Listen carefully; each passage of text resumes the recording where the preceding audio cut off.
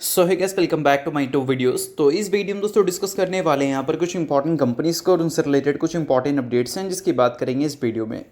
तो चलिए दोस्तों वीडियो की शुरुआत करते हैं। सबसे पहले कंपनी को डिस्कस करते हैं। पहले कंपनी का नाम है वारी एनर्जीज लिमिटेड। बट इसको डिस्कस करने से पहले दोस्तों, अगर आपने अभी तक चैनल को सब्सक्राइब नहीं किया है तो चैनल को सब्सक्राइब करके बेल आइकन को प्रेस कर लो और साथ पे ऑल पे ज़रूर क्लिक कर देना।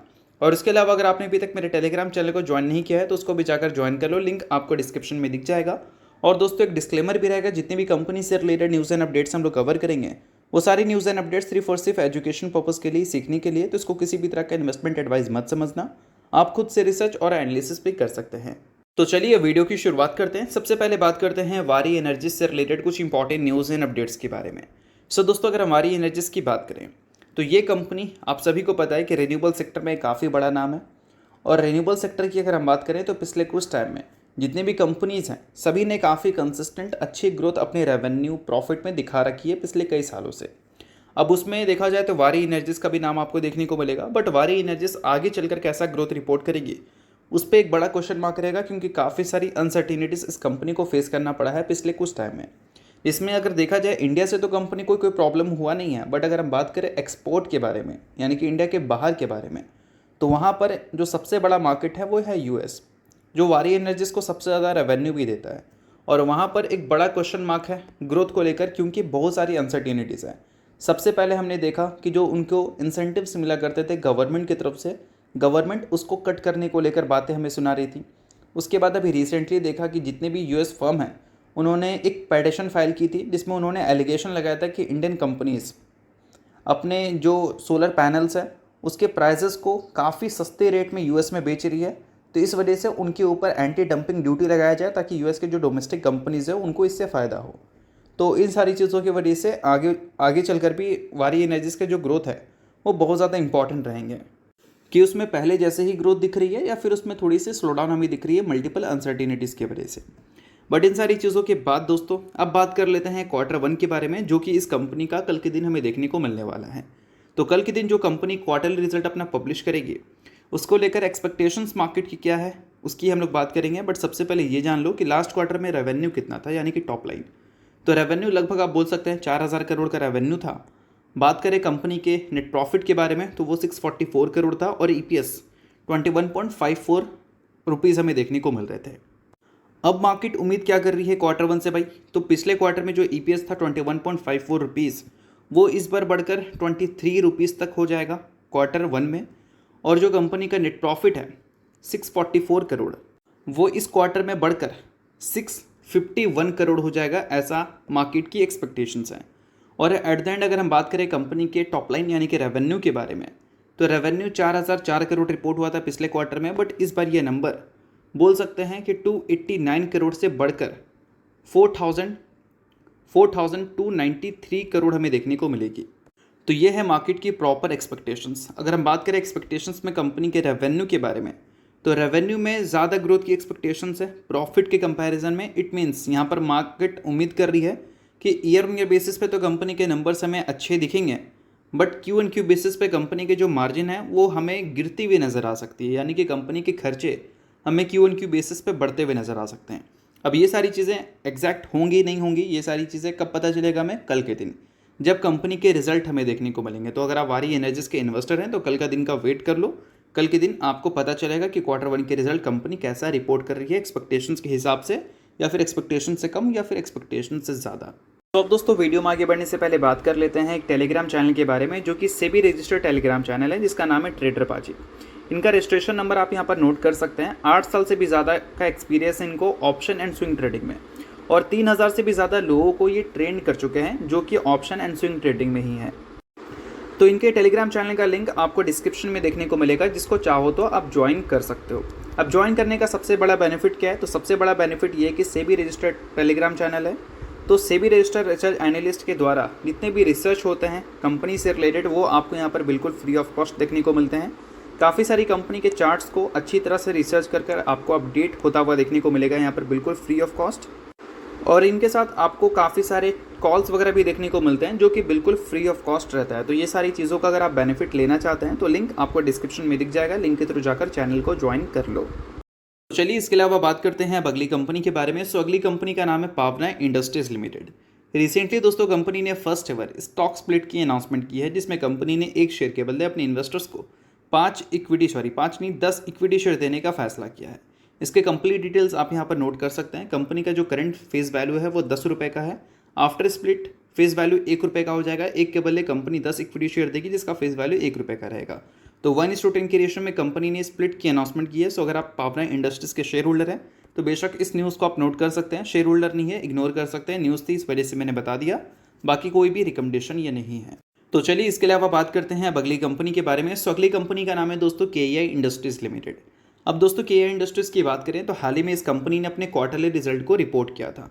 अगर हम बात करें कंपनी के पिछले 5 क्वार्टर्स के बारे में, तो पिछले 5 क्वार्टर में सबसे बेस्ट क्वार्टर अगर हम ग्रोथ के हिसाब से देखें तो वो हमें इसी बार देखने को मिला, जहां पर कंपनी का जो रेवेन्यू ग्रोथ था वो लगभग ईयर ऑन ईयर बेसिस पे करीब 25.5% से ग्रो करता हुआ नजर आया था।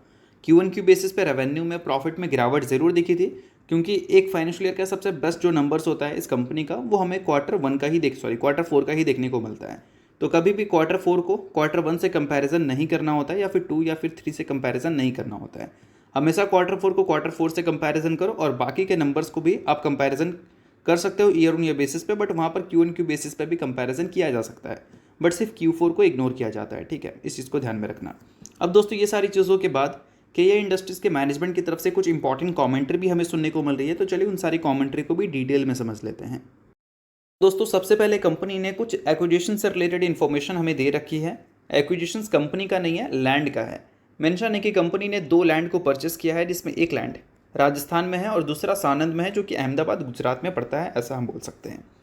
अब देखो दोस्तों यहाँ पर और भी चीज़ें कंपनी ने बता रखी है कि सानंद में जो कंपनी की मैन्युफैक्चरिंग फैसिलिटीज़ हैं उसकी कमर्शियल प्रोडक्शन फर्स्ट फेज़ की अगर हम बात करें, जिसमें लो टेंशन केबल और हाई टेंशन केबल की जो शुरुआत है वो हम Q2 FY26 से उम्मीद कर रहे हैं।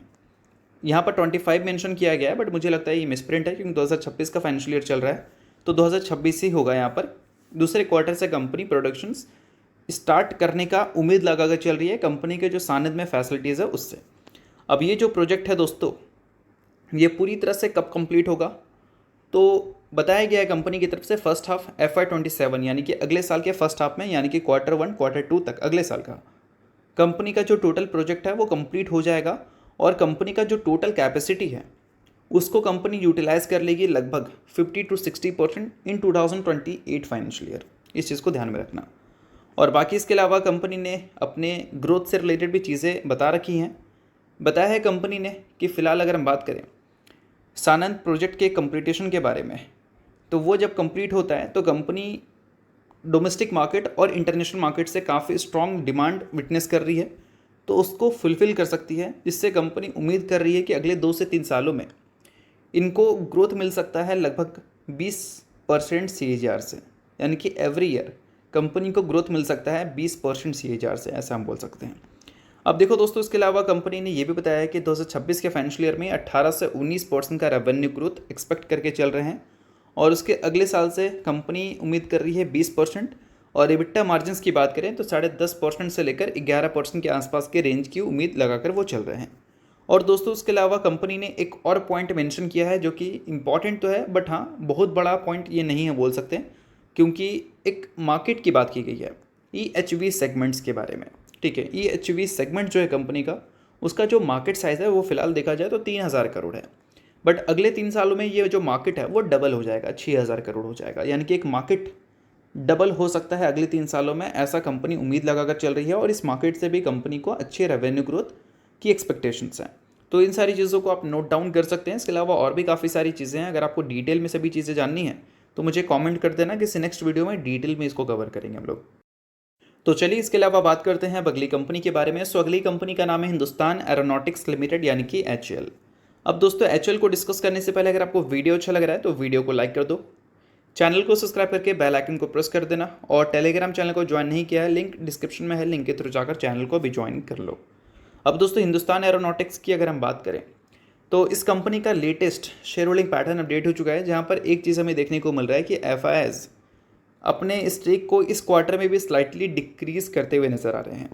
पिछले कुछ क्वार्टर्स में FIs की जो प्रेजेंस है वो थोड़ी सी कम हुई है। और पहले अगर देखोगे तो एफआईएस ग्रोथ को देखते हुए इस कंपनी में अपने पोजीशंस को स्ट्रॉन्ग करती हुई नज़र आ रही थी।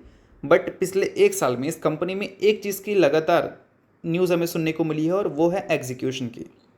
देखा जाए तो पिछले एक साल में ऑर्डर से रिलेटेड भी चीज़ें हमें सुनने को मिली है कि कंपनी को इतना सारा ऑर्डर मिला है, बट एग्जीक्यूशन की जब हम बात करते हैं तो वो कंपनी का काफ़ी पुअर है, ऐसा हम बोल सकते हैं। इस वजह से पिछले एक साल में अच्छे ऑर्डर बुक होने के बावजूद भी कंपनी का रेवेन्यू ग्रोथ सिर्फ और सिर्फ 2% से ही हमें देखने को मिला।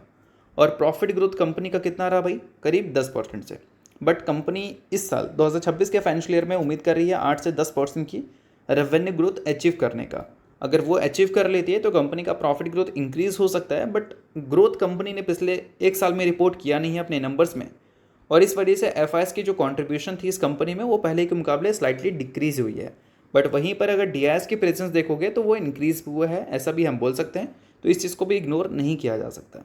बाकी दोस्तों अगर हम बात करें इस कंपनी के गाइडेंस के बारे में, अगर लॉन्ग टर्म गाइडेंस को देखोगे तो वो हमें सही देखने को मिलता है, चाहे हम कैपेक्स से रिलेटेड बात करें या फिर कंपनी के ऑर्डर से रिलेटेड अगर हम बात करें या फिर डिफेंस सेक्टर के एलोकेशन से रिलेटेड हम बात करें। तो इन सारी चीज़ों पे आप वेल रिसर्च और एनालिसिस भी कर लेना, सभी चीज़ें सिर्फ और सिर्फ एजुकेशन पर्पज़ के लिए हैं। तो चलिए ये वीडियो यहीं तक था। आप करता हूँ वीडियो आपको अच्छा लगा, वीडियो चला लाइक कीजिए, पहली बार सब्सक्राइब कीजिए। वीडियो के लिए बहुत बहुत शुक्रिया।